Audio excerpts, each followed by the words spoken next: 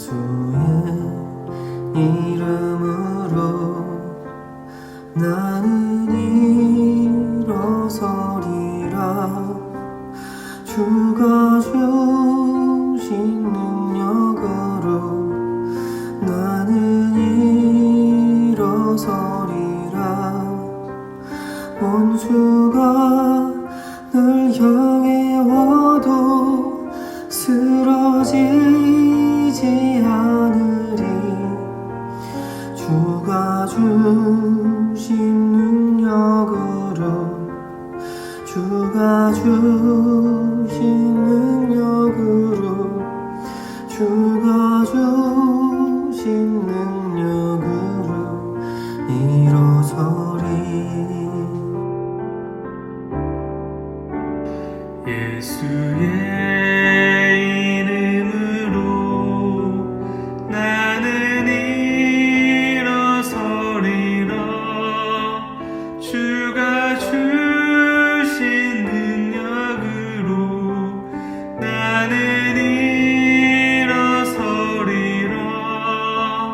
원수가 날 향해 와도 쓰러지지 않으리. 주가 주신 능력으로 주가 주신 능력으로 주가 주신 능력으로 일어서리. 원수가 날 향해 와도 쓰러지지 않으리. 주가 주신 능력으로 주가 주신 능력으로 주가 주신 능력으로 일어서리.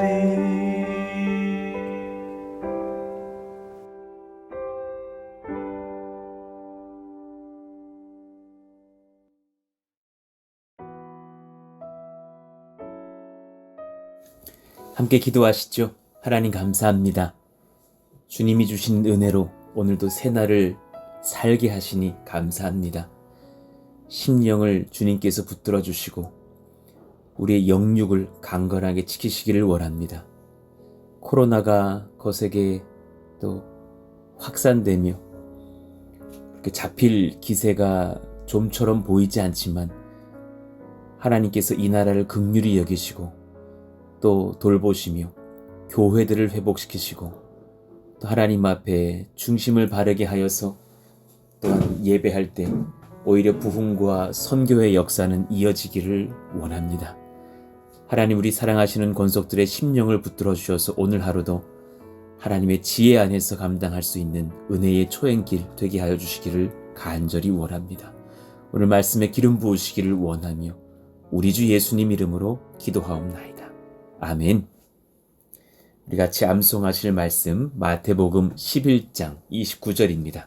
읽고 암송하시죠. 나는 마음이 온유하고 겸손하니 나의 멍에를 메고 내게 배우라. 그리하면 너희 마음이 쉼을 얻으리니. 마태복음 11장 29절 말씀. 아멘. 오늘 주님께서 우리에게 주신 말씀은 사도행전 16장 6절에서 15절까지의 말씀입니다. 6절에서 15절의 말씀 우리 같이 한 절씩 교독해 보겠습니다. 성령이 아시아에서 말씀을 전하지 못하게 하시거늘 그들이 부르기아와 갈라디아 땅으로 다녀가 무시아 앞에 이르러 비두니아로 가고자 애쓰되 예수의 영이 허락하지 아니하시는지라.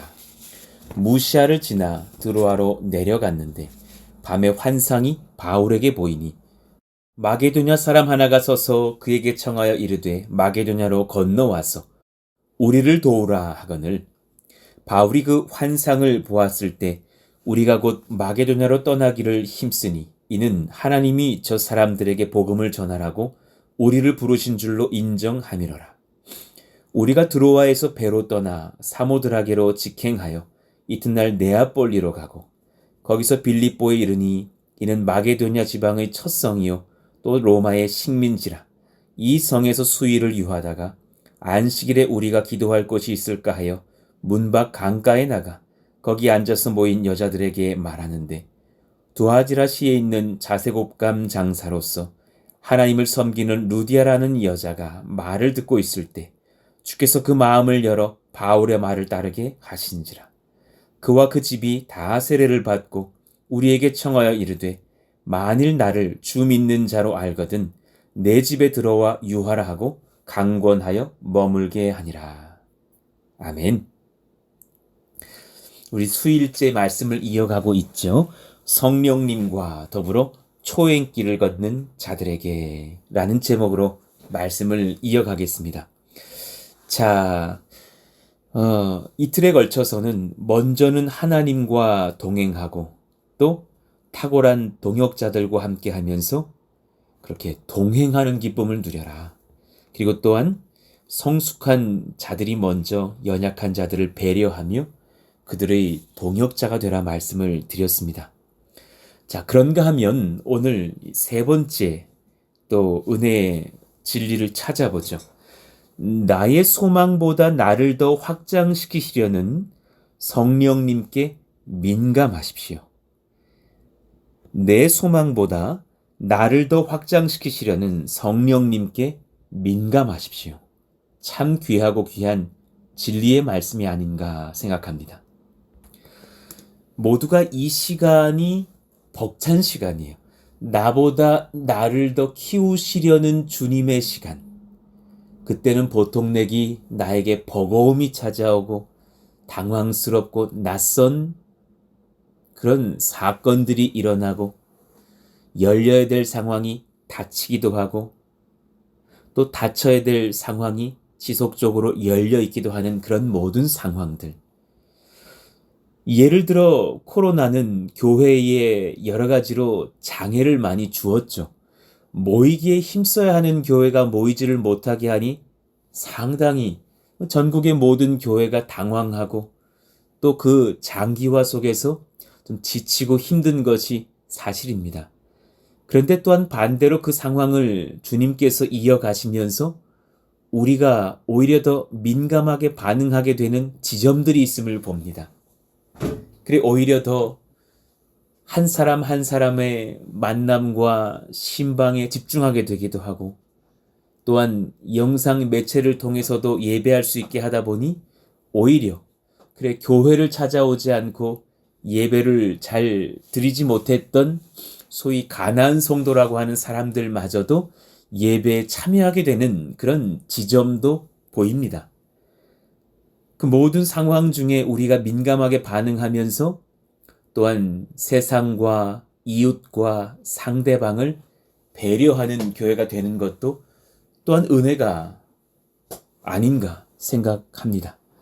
그 모든 상황 중에 하나님께서 우리를 때로는 당황시키시고 또 어렵게 하시더라도 우리를 더욱더 확장시키시려고 넓히실 때면 우리의 마음의 지혜 또 능력의 지경 인내의 어떤 한계점들을 더욱더 확장시키실 때면 때로 우리는 괴롭지만 결과적으로 보면 하나님께 우리는 큰 은혜와 성장을 경험하게 되는 것이 아닙니까? 사실 최근에 성령님께 지도를 받은 주일 설교의 시간들 8월 15일의 설교는 사실 제게 참 괴로운 설교였습니다. 어쩌면 지난 1년 8개월의 시간 속에서 가장 마음이 묵직했던 그런 마음을 하나님의 말씀으로서 전했던 그런 시간이 아닌가 생각합니다. 오히려 하나님께 내 자신과 우리들의 어떤 상황들을 돌아보면서 아이성 전투의 패배와 또한 재도전의 그런 시간 속에서의 여호수아를 향한 이스라엘 백성들을 향한 당금질처럼 우리를 돌아보게 하시는 시간이 아닌가. 건축의 막바지에 들어서는 이제 하이라이트의 자리로 다가가면서 우리는 사실 다 재정을 고민하죠. 근데 우리가 사실 건축 PF를 준비하고자 하는 그런 생각들을 하게 되면서 상당히 건축 PF에 대한 기대와 함께 우리의 많은 근심을 내려놓는 것을 좀 보았어요. 그리고 건축 PF를 준비하는 자나 또 우리 모두가 그 우선순위와 초심을 잘 지키고 있는가? 지금 무엇이 중요하고 무엇이 급하며 무엇이 교회를 위해서 집중해야 되는 것인가를 우리가 놓치고 있지는 않았는가 하는 생각들이 제 마음을 괴롭게 하는 거예요. 또한 성도들 우리 각자가 또한 최선을 다해서 또한 주님 앞에 물질을 드리고 헌금하는 것조차도 다시금 돌아봐야 되는 시간들이 아닌가. 여러분, 남의 일이 아니라 우리의 소망이고 우리의 일이고 둘러서 비판할 수 있는 상황이 아니라 우리의 간구며 우리의 엎드림입니다. 그리고 그런 마음 안에서 말씀 안에서 또 저를 돌아볼 때에 제가 놓쳤던 것, 조금은 그 건축 재정으로 인하여서 제 심령이 지쳐서 적당히 넘어가려고 했던 지점들을 많이 묵상하게 되었죠. 정말 사실 말씀에 집중하고 싶고 돈 걱정 좀 안 했으면 좋겠습니다. 우리 돈 걱정을 주님께 맡기고 나아가지만 또 여러분 얼마나 그에 관한 같은 고민들을 하시는지요? 말은 쉽죠. 말들은 많이 들려와요. 뭐 PF가 맞느냐 아니냐 말들은 많이 들어와요. 그럼 다른 대안을 주실 수 있나요? 우리 지금 대안을 찾고 뭘 할고 이럴 것들이 아니라 한 마음을 다해서 내가 어떻게 교회 건축을 도울까? 우리가 함께 명을 받고 우리가 함께 준비하며 우리가 함께 또 꿈을 꾸며 결정했고 우리가 함께 고민했던 것들을 누군가에게 책임 전가하면서 지켜보는 제3자가 되는 것이 아니라 함께 기도하며 함께 근신하며 함께 후원자를 찾아보며 함께 힘써 헌금도 하며 그렇게 지극한 헌신들이 필요한 때가 아닌가. 그 한 수렁을 넘어서야 우리가 성전 또한 감사함으로 주님께 올려드리고 예배할 수 있게 되는 것이 아닌가요? 왜 제가 재수 생활을 경험하면서 내가 고3 때 뭐 한다고는 했지만 진짜 더 당금질이 돼야 이 열매를 얻는 것이구나. 대학 가는 것이 정말 준비되어져서 하나님 앞에 붙들리고 쓰임 받는다라는 것이 참 많은 헌신과 겸손과 인내와 수고가 필요한 것이구나. 지금 어쩌면 여러분 우리가 바로 그 지점을 지나가고 있는 거예요. 지금 여러 말들이 많이 필요한 것이 아니라 바로 내일처럼 여기는 우리들의 기도와 하나님을 찾음과 또 삶을 드림이 필요한 시간들이 아닐까요? 그런 상황 중에 제 자신을 돌아보니 제가 죄 지은 것과 놓친 것이 적당히 했던 것들이 상당히 많아서 사실 그렇게 제 죄고백의 마음으로 선포했던 설교가 바로 8월 15일 주일의 말씀이었습니다.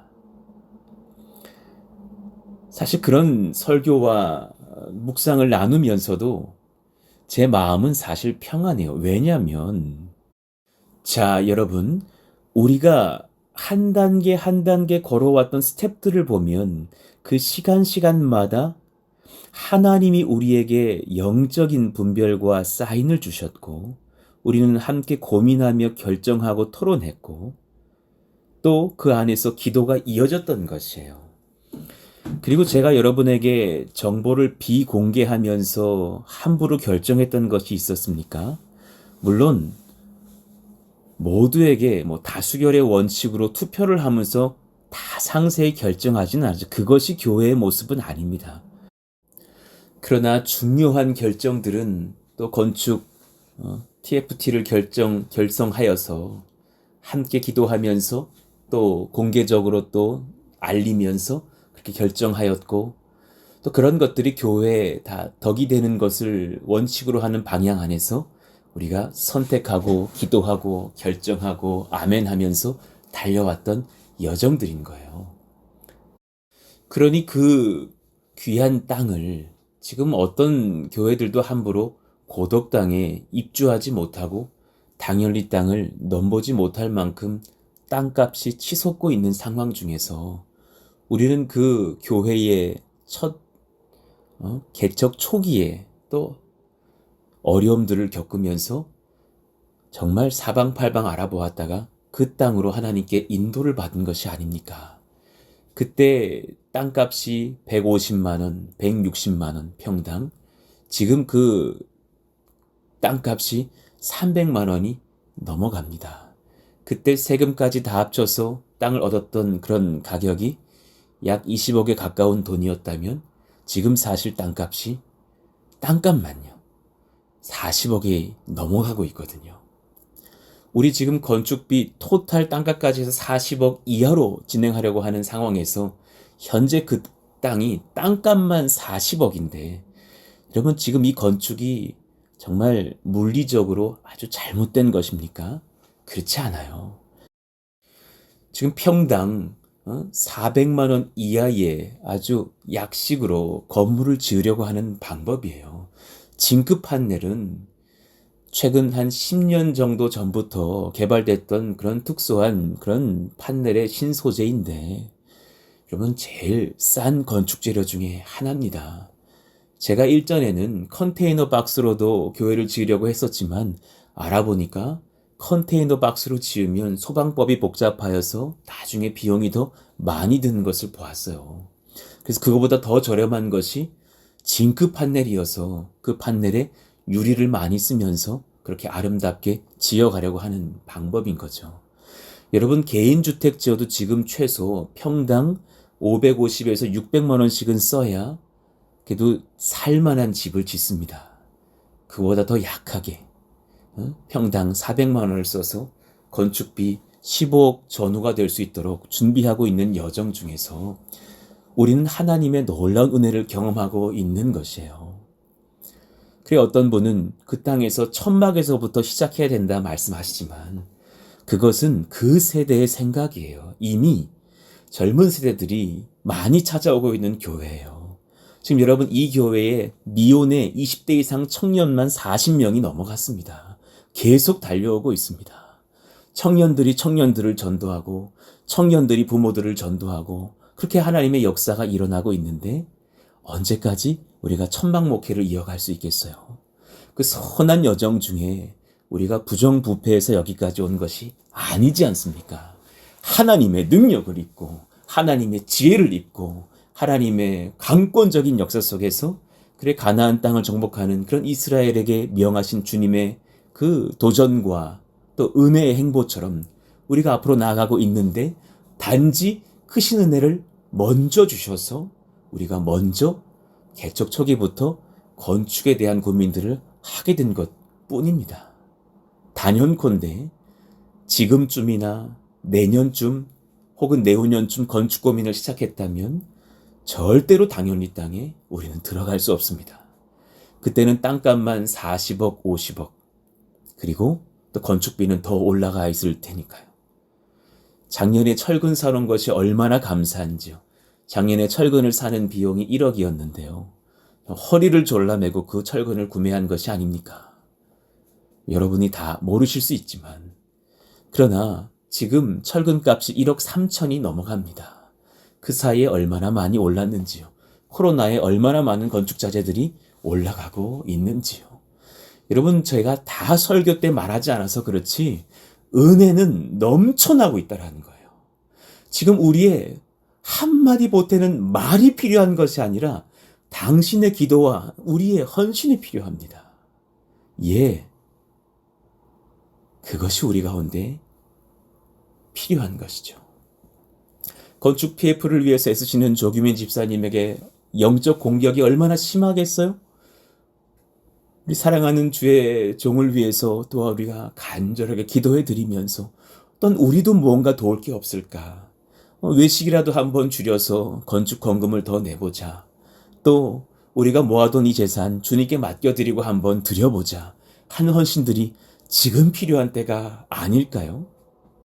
간절한 마음으로 여러분들에게 이 말씀을 전하면서 오늘 말씀을 묵상해 보는 거예요. 나보다, 내 소망보다 더 나를 확장시키시려는 성령님께 민감하십시오.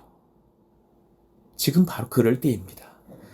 6절, 성령이 아시아에서 말씀을 전하지 못하게 하시거늘 그들이 부르기아와 갈라디아 땅으로 다녀가 무시아 앞에 이르러 비두니아로 가고자 했으되 예수의 영이 허락하지 아니하시는지라. 사도 바울은 당황스러웠을 거예요. 왜 선교사로 우리를 파송하신 주님께서 우리의 선교와 우리의 복음 전도의 말씀 선포의 장들을 막으실까? 굉장히 당황스러운 일이죠. 바로 성령의 뜻을 분별하지 못했을 거예요. 그러니 고민하고 묵상하고 기도하고 답답해한 그때에 하나님께서 그들의 지경을 넓히시는 그런 인내의 시간들을 주시는 것이 아닙니까? 사도 바울의 성향상 저도 참 유사할 것 같은 제 성향이 있는데요. 앞으로 어느 방향으로 나아갈지 계획을 세우지 않을 리가 없어요. 사도 바울은 꼼꼼한 사람이에요. 저도 여러분 내년에 어떻게 우리 교회가 진행해야 될지 물론 기도하지만 또한 마음 안에서 하나님이 주신 지혜 안에서 세우면서 나아가죠.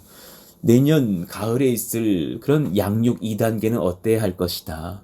또 이 교회 3년차, 4년차, 5년차에는 이러이러한 지점들이 있을 줄로 알고 먼저 씨를 뿌리며 기도로 준비하자. 저에게도 부족하지만 그런 계획들이 있죠. 하물며 사도 바울이 없었겠습니까? 그런데 주님께서 더 크고 더 아름다운 계획을 세우셨으므로 그들이 복음 전할 기회를 아시아에서는 지금 그렇게 막으시는 거예요. 당황스럽죠. 위축이 되죠. 내가 뭐 잘못했나? 또 바울의 선교팀들은 수군수군 거릴 수도 있었겠죠. 그러나 성령은 그때 그들의 기도와 간구를 받으사 새로운 방향의 길들을 여시는 것이 아닙니까? 여러분 지도를 한번 보시면 그들이 그렇게 안디옥에서 출발하여서 갈라디아, 부르기아, 또 무시아 같은 그런 아시아 땅들에서 복음을 전하게 하셨어요. 그러니까 사도 바울은 이 안에서 사실은 더 북쪽인 비두니아 지역으로 나아가고자 애썼단 말이죠. 아시아 선교에 더 집중해보자. 그런데 하나님이 막으시면서 그 계획을 트시는 거예요. 알고 봤더니 그들은 유럽의 진출을 원하시는 성령의 뜻을 발견하게 됐던 것이죠. 주님께서 원하시는 지역의 백성들에게로 먼저 나아가라. 우리가 모르는 만나본 적이 없는 배를 타고 건너가야 되는 그리고 새로운 문화권인 유럽 땅이지만 주님께서 그 땅으로 나아가라고 명하시고 또 주님의 그 사랑하시는 백성들에게로 우리가 인도되고 이끌림 받아 나아가는 것이 아닙니까?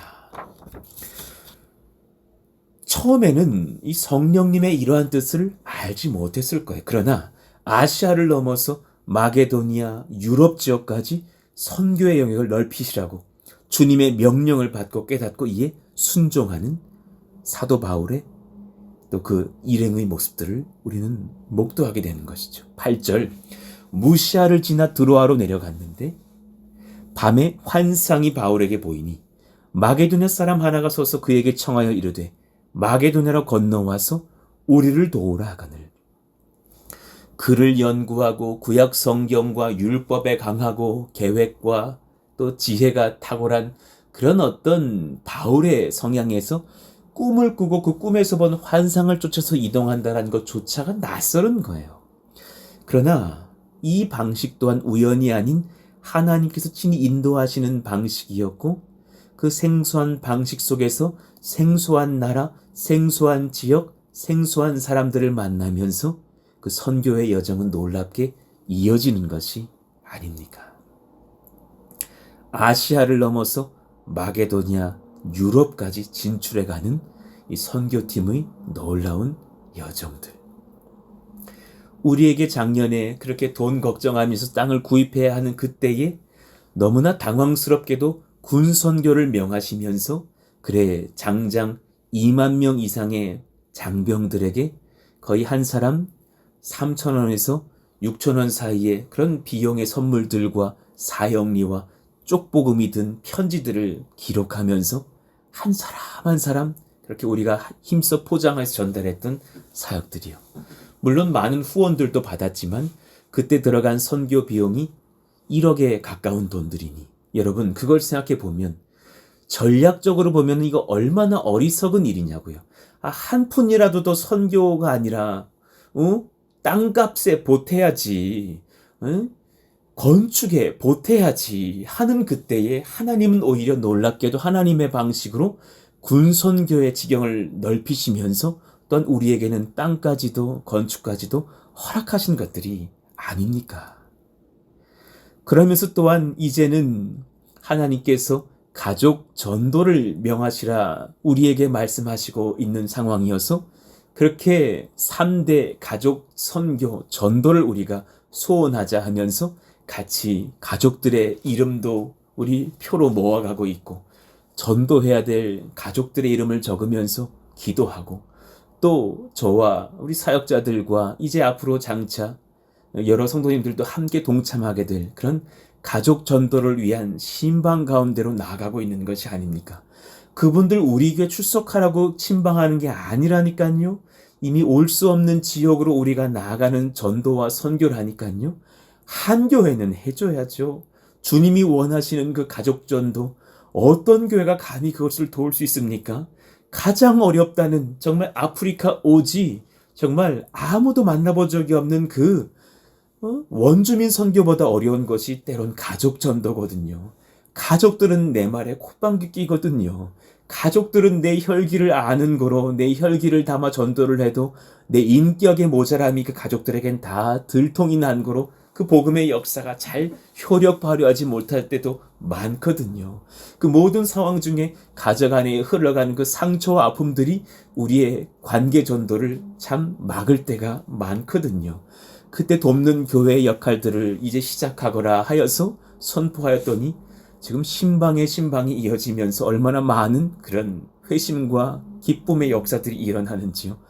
지난주에 찾아왔던 그 어떤 가족이 오늘 이번 주일에도 재차 찾아오면서 지난주에는 슬피 울고 갔던 그 딸아이가 이번 주에는 밝게 웃으면서 인사하면서 그렇게 예수님의 말씀을 받고 가는 그 은혜를 경험하면서 와 귀하다 귀하다.